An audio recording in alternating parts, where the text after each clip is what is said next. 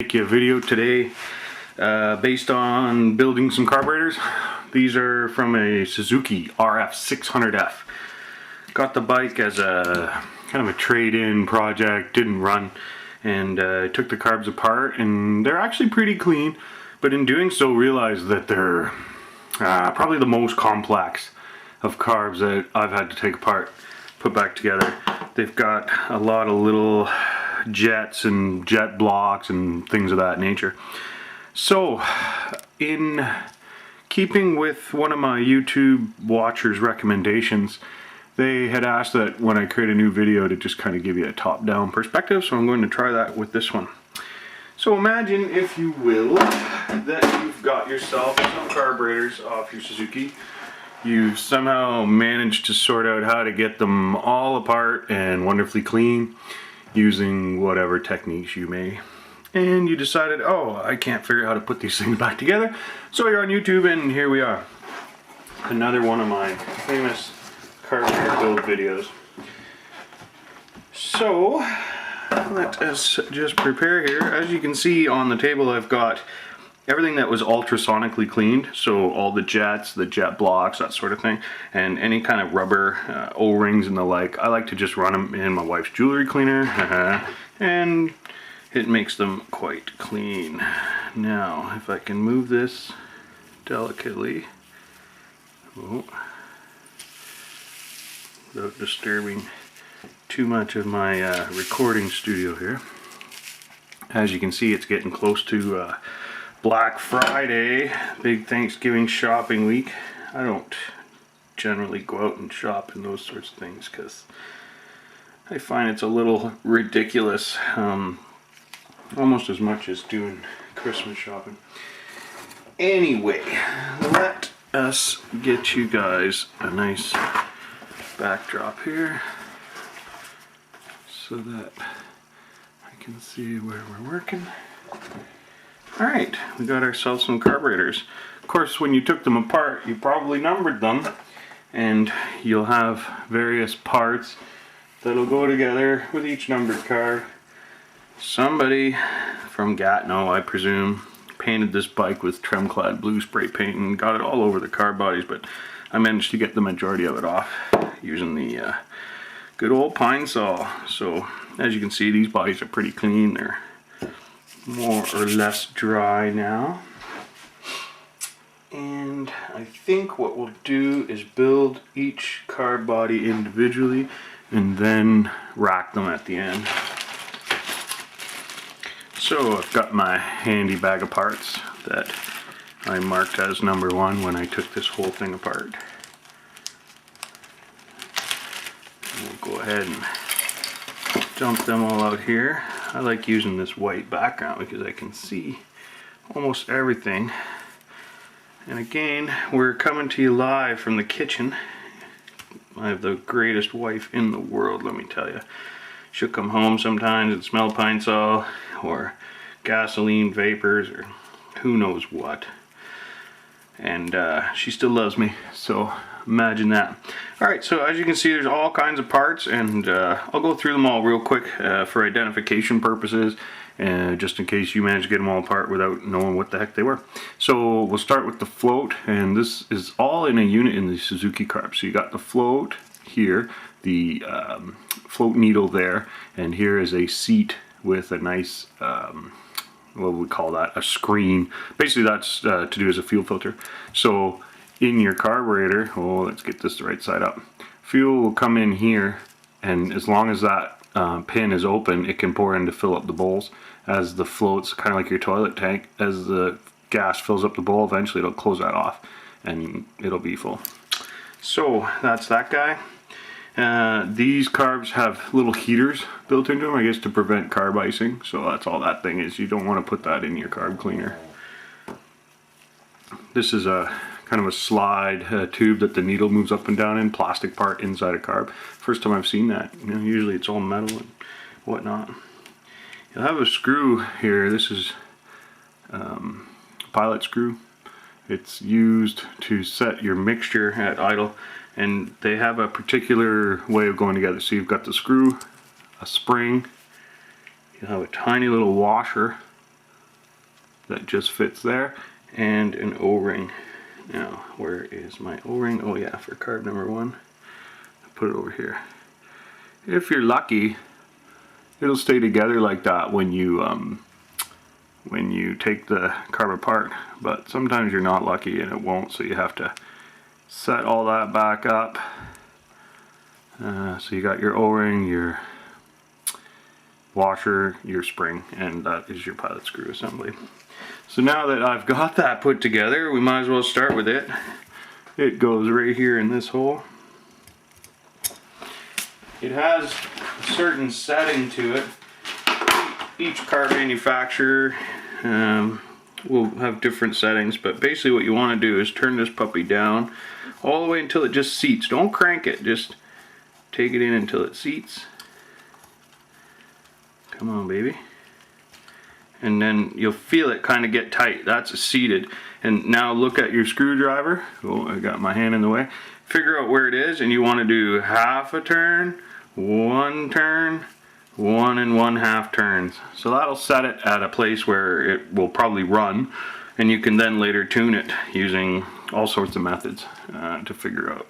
Look that up on YouTube and you'll be good to go. So in the top now we're going to do all the top type stuff. We'll start with the Piston Cup dew flanger. Inside there goes your needle. So we want to find our needle, which is here on our super clean side, and I know there's a washer. So here's your needle.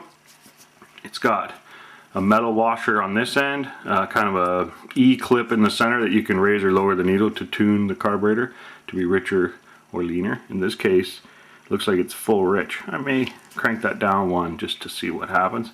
And then you've got this little cap that goes on there. That entire assembly, as such, goes straight in this hole here. Go on. Well, you want to be like that. Yeah, so it just goes in there, and then it will slide that needle up and down in the carburetor as vacuum's applied on the piston. I did say I want to move those, but darn. I'm just thinking because the plugs on that bike when I took them out were pretty black, so for the sake of doing it now, I don't have to take the whole carburetor apart. So if you're like me and you want to change this needle height, you gotta pop this little E-clip off without springing it and having it go flying everywhere. Oh yeah, you can do that just with your hand. And I'm gonna move it up 1. Just 1, and then make sure it's seated in there again, really good and tight. Yeah, you'll hear it click. So there. So by doing that, the needle will now sit lower in the jet tube and cause the bike to run leaner, or get less fuel basically. Does that look right? Yeah, okay, that all looks right. So got all of that bad boy in there. I'm just going to set this aside for a moment because we have this plastic part that's actually got to go in first. It should be keyed so that it only goes one way. Let's see here. Is that the way? Yeah. So you can see it'll only go in there one way. Basically want to push this in. Oh, it's not ever tight. That ever tight. Okay, that's not gonna work. What do we need? We need our carb builder's friend, lube. Be right back.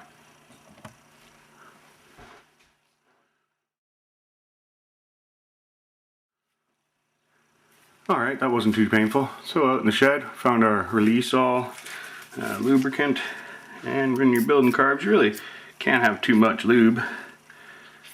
Basically, giving a little bit of squirt here and there. And now, yeah, see, that just popped right in there. Nothing should have to be forced or jammed or really messed with when you're building carburetors. Things should just kind of pop together nice and smooth. So on to our next piece. You'll see the whole slide needle assembly just basically goes down in there. And same thing if it's there, it just kind of needs a little wiggle to pop in. This has to seat inside that tiny ring all the way around. You'll see I can just pop it in there nicely, and that'll make a seal when you put the cap on. There's a spot here where an O-ring needs to go, and out of your O-ring kit, it's the fat one. So you've got your O-ring in there, you've got your diaphragm in, all that's good. The only thing left now is a spring that holds that needle down and your cap. So in this case, this goes over where that O-ring is, and there's a tang here that goes in the spring. So we put the tang in the spring, kind of push down. I try to keep kind of even pressure on it. And then find your screws. In this case, they're black.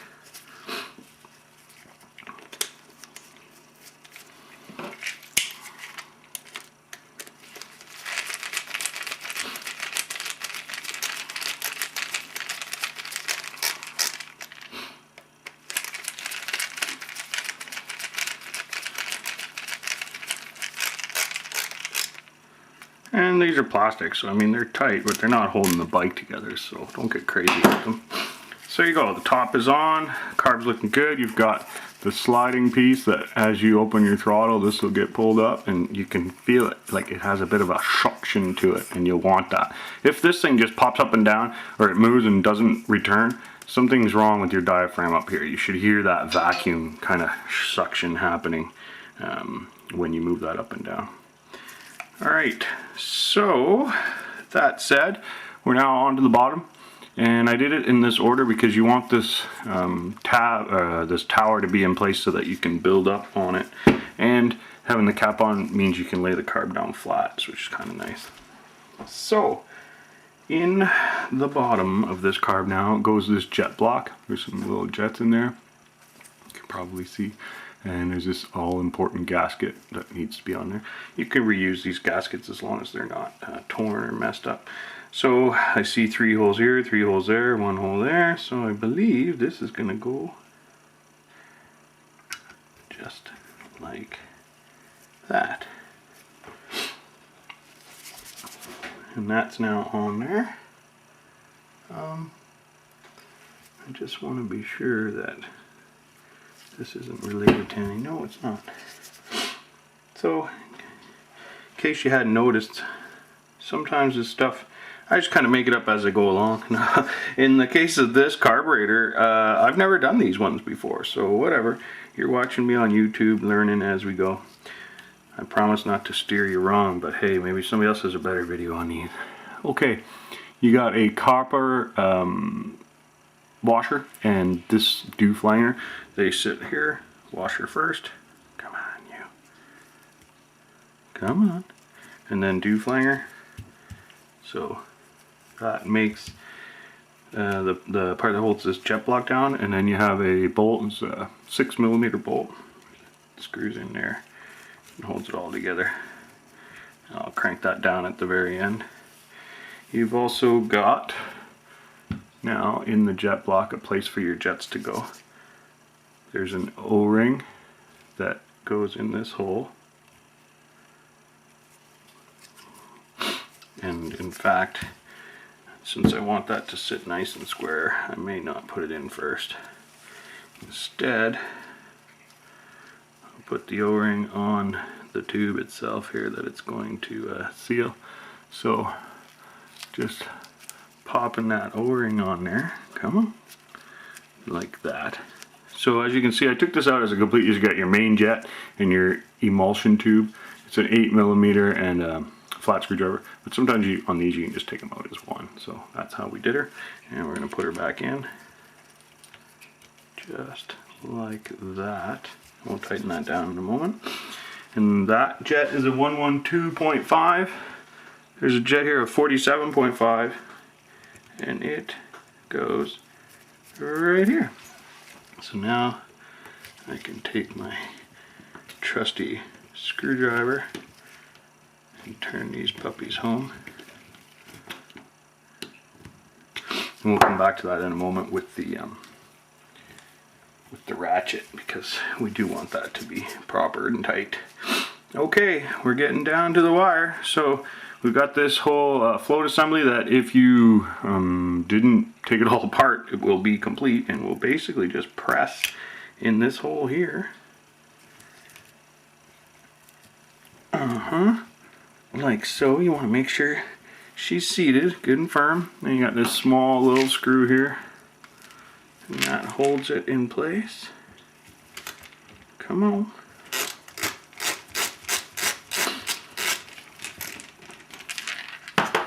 Okay, so what else needs to go in our little carburetor? What have we got left? We've got the enrichment circuit or choke plunger. So basically when you pull the choke, it moves this. These two have parts. There's a spring, a washer, a little rubber dooflicky, and this brass unit. They stay together, and so I left them together, and they just pop in. So on the side here of the carburetor, you see where this tabs engage and where this unit goes. So it just basically falls in that hole. You know what, I'm going to give it a little bit of lube. Long or short, thick or thin, Vaseline will get her in. Alright, that should now pull freely and return freely. And if it doesn't, then you did something wrong. Alright, so she snapped in there. Almost there, boys and girls. We now have a bowl and a gasket. And you want to make sure that that lines up. Gasket to bowl, following all the little nuances. There are many on this one. Hondas have that too. I find the Kawasaki wasn't as bad. Anyway, okay, so that's all there, and this will go on here. But I have to go grab the ratchet to tighten these, so we'll be right back.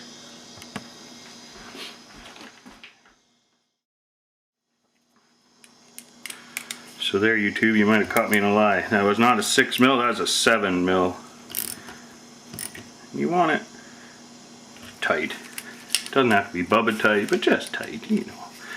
If you don't know your torques by now, probably shouldn't be messing around with your carburetor, so let's just put it that way. This here we're going to take in too, so it's also tight. And in fact, when I took these carbs out, the main jet on carb number 1 was laying in the bowl. It wasn't even in there anymore, so you want to make sure that those are at least tight enough that they're not going to fall apart on you. Okay, so getting close to the end here. This bowl goes on how? That looks to me about right. We got the cutouts and spaces for everything. Our holes line up. Beauty. Now we're going to get our 2 bowl screws. Here's one. Here's the other.